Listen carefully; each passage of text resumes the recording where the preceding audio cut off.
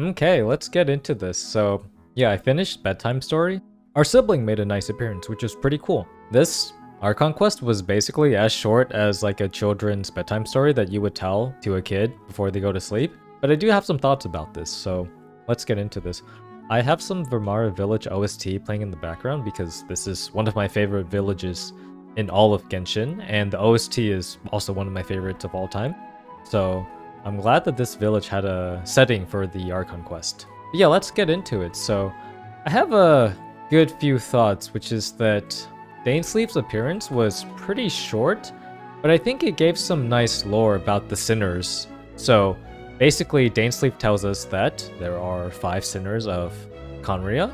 One of them, which was the voice of the Abyss person that we heard in Caribert last year, is named Vidderfoner. In fact, he names 5 of them, and I have trouble saying most of the names, so I'm probably gonna botch them, but I like the fact that he named 5 and gave all 5 of them, as well as 3 of them being ones that we already know. So we already know Vidderfoner, we know Rheindotter, and we know Sertologi so far. The other 2, the Peribtater and Rerir, I don't know them, but the fact that he names all 5 of them pretty much makes everyone connected to Khaenri'ah in some way, right? The story, the characters, they're all basically just connected to Khaenri'ah in some way. So, for example, with Rheindotter, we know that Rheindotter created Albedo. We know that Rheindotter created Durin. Sertologi is Skirk's master, and so there's some connection to the Fatui there already. And finally, this Vidderfoner, which is Dainsleif's older brother, they all just make everyone connected to Khaenri'ah. Everyone basically has connections to Khaenri'ah in some way. And what's very interesting is that Dainsleif associates the sinners as being people that utilize the power of the Abyss to become transcendental beings. And yet, they were sinners because they didn't stop and protect Khaenri'ah from the Vinster King, which we don't know who this is, but they seem like a big deal. Dainsleif also talks about himself, matches himself with the 5 sinners, so Dainsleif and the 5 sinners were the top 6 people in Khaenri'ah. They were the most powerful beings, because he's confident that if all 6 of them had worked together, they could have fought off against the Vinster King and likely even the Cataclysm. But because they weren't there for Khaenri'ah, they became sinners. And so Dainsleif just has a super big grudge against them, has a super big act of vengeance, even bigger than Eula's want for vengeance against the 5 sinners. Ironic about the whole sinner part, especially with the visionary, Vidderfoner, he influenced Clothar Alberic to start the Abyss Order. And the Abyss Order's goal is the revival of Khaenri'ah. And yet the irony there is that Vidderfoner wasn't there to protect Khaenri'ah. So you see how there's some irony there, which is very interesting because then it gives another layer to the Abyss Order in general. Is Vidderfoner even on their side? It was just a small lore drop about the other 5 sinners, but I like the fact that it basically just connects everyone to Khaenri'ah, which is good. It makes the world more connected to each other. It makes Teyvat and the other nations just more connected. So yeah, the lore drops from Dain were pretty nice. Now, there's this whole subplot of us going to Vermara Village in order to find some missing person. And apparently the people don't have memories because the Abyss Order is manipulating memories and inserting memories where they don't belong. And this is an element I continue to dislike in Genshin because continuing to use memory manipulation for the plot just removes valuable experiences and accountability for characters, which I will go into detail of at the end. So I'm not the biggest fan of that, but at the very least, we learn that Caribert somehow was able to not become a Hilichurl, even though that came at a great cost. And Caribert is probably like the MVP of this quest, because he obtained the power to perform the Loom of Fate, and yet all he really wanted was his selfish desire to just be recognized by people, because he couldn't live the life that he was born with. It was taken away from him, which is just a bad draw on his part. He got very unlucky. And so it makes sense. I can sympathize with the fact that he wants to be recognized by people. And yet, even with the Loom of Fate power that he has, he doesn't choose it just for some grand scheme, big plot thing. He just does it just to help calm down some Hilichurls, because he knows what they're going through, which I think is a very admirable trait. So yeah, the fact that we already have his memento, his group photo, I think it just speaks volumes as to him being like the MVP of this quest. Like, if you're gonna remember something from this quest, remember Caribert. He's a very tragic figure, right? Because he was basically experimented on with the powers of the Abyss, and he had to pay his life for it. So, yeah, it was a nice ending, and just a very good character overall. Very much liked Caribert's character. Alright, and now let's talk about the sibling, the Abyss twin. Now, I'm just gonna use Lumine as the Abyss princess in this case because I have Aether, so I'm just gonna say Lumine and Aether. I really liked their encounter. Well, first of all, I think we should talk about Dainsleif and Lumine because clearly Dainsleif was holding back, as Lumine points out, so Dainsleif could have easily clapped Lumine in a second, but he decides against it because he likely still has a sentimental connection to Lumine, and he's willing to forsake and maybe even give up the Eye of the First Field Tiller to Lumine because of this. But we know that Dainsleif is way stronger than Lumine.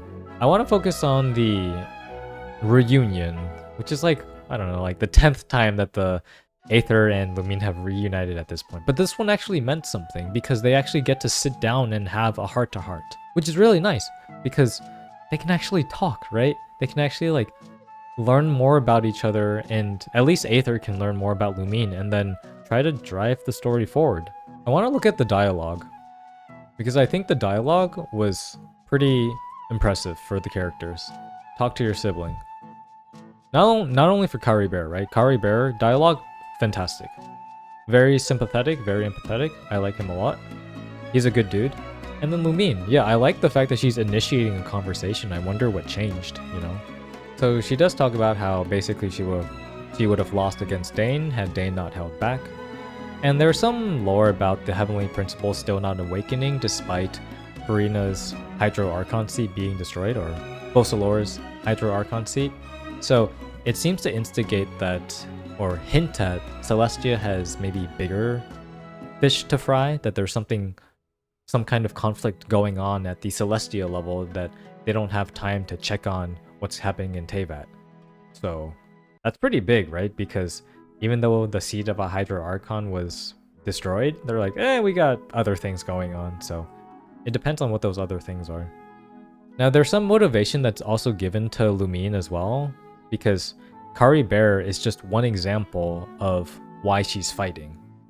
So there are probably a dozen, hundreds more examples of why she has such a grudge against the Heavenly Principles. Why she feels like she needs to help take it down.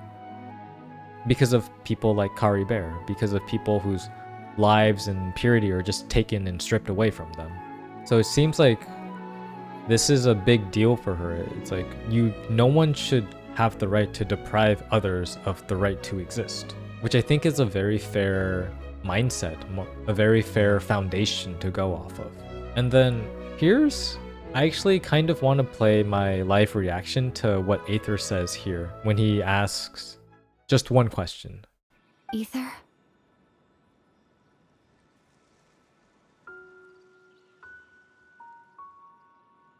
Hey man, can you talk? Can you like... You're the only one in this world who calls me that. There's so much I wanted to ask you, but for some reason, I'm not interested in asking those questions right now. Interesting. So, wow, actually this got me like a little emotional. Cause like, it feels like, wow, I have like some like newfound respect for this, for the Traveler now, because maybe they're like seeing the bigger picture. Like, no, of course, like, there's like, yeah, Dain asks like, hey, do you believe your sibling betrayed you? And then, well, I mean, I think this is his answer, right? There's no malice here, there's no, you know, there are a lot of like emotions, right? But there's, yeah, I think he just sees the bigger picture. And I think that the story should show us more of Celestia. Like, come on, man, like, we still need more of the Abyss Order to like be involved in the story. We need more of Celestia to be involved in the story.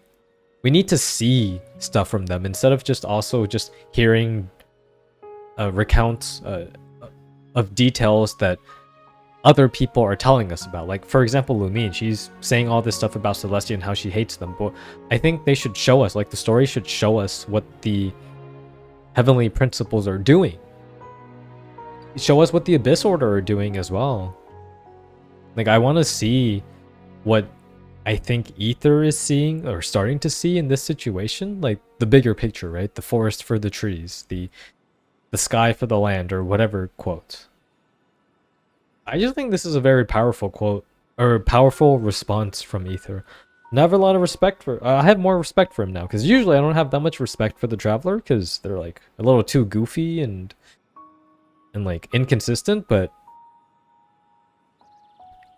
I just find it interesting that, right, the one goal was to find her sibling and be like, hey, what's going on? But it's like this moment here is kind of symbolizing that all of the experiences we've seen on our journey so far have mattered, because it's let us grown to see the bigger picture.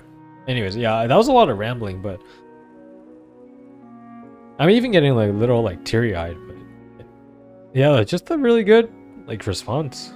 So dude, if I click this mouse button and go to the next dialogue, if Lumine disappears, I'm gonna mold so bad. But yeah, there's I'm just very impressed by this, like,